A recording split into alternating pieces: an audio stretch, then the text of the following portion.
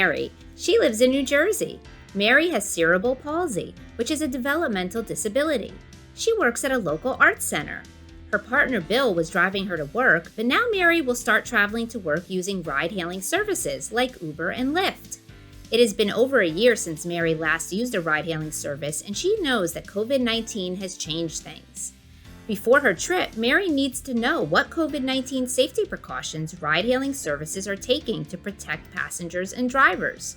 Mary gathers some safety information from the CDC, or Centers for Disease Control and Prevention website, and from the Uber and Lyft websites. She learns that both passengers and drivers must wear a mask while traveling using all ride-hailing services, like Uber and Lyft. Mary should not eat or drink while in the vehicle. Mary should not give cash tips. Instead, she can give the driver a tip using the app. Mary should be the only passenger in the car unless she is traveling with someone who lives with her. Now that Mary understands what to expect, she is ready to schedule her trip using the app. Mary places her face mask on and makes sure she has her 60% alcohol-based hand sanitizer in her pocket before leaving home. Mary and her partner Bill also set up the Uber family profile and the Lyft family account. These family plans allow Bill to pay for Mary's trip.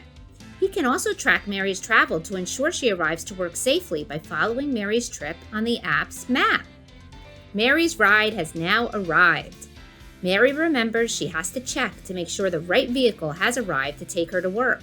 So when the vehicle pulls up, she checks the vehicle type and the license plate number on her app to make sure it matches the actual vehicle. She always does this before getting into the vehicle. Mary also remembers that the app says to open the windows for ventilation. She is happy to see that the driver has opened the windows already. Mary sits in one of the vehicle's back seats and not next to the driver to maintain social distancing.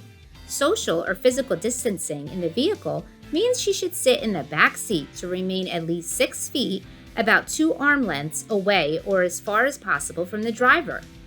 Mary also knows that she should limit contact with surfaces frequently touched by other passengers or the driver. This includes the car door handles, windows, seats, and other vehicle parts. Mary knows that when she touches these surfaces, she should use her alcohol-based hand sanitizer and wash her hands with soap and water if possible after arriving at her destination. Mary has now arrived safely to work. She thanks the driver, and after leaving the vehicle, Mary uses her hand sanitizer before entering her workplace. Mary also decides to tip her driver using the app. When her trip is complete, the app will prompt Mary to give a trip rating. The rating system helps ensure a respectful and safe trip for passengers and drivers. Mary can select from 1 to 5 stars to rate her trip experience. She selects 5 stars when her trip goes well and there are no issues, like today. She will only rate 1 star if a serious issue or problem occurred during her trip. Mary knows that drivers who use the app are also asked to rate passengers, meaning Mary will also be rated by her driver. Overall, Mary knows that if she practices COVID-19 safety protocols, she can continue traveling safely using Uber or Lyft to and from work. Following these protocols helps to keep Mary, the people she lives with, and her coworkers healthy and safe.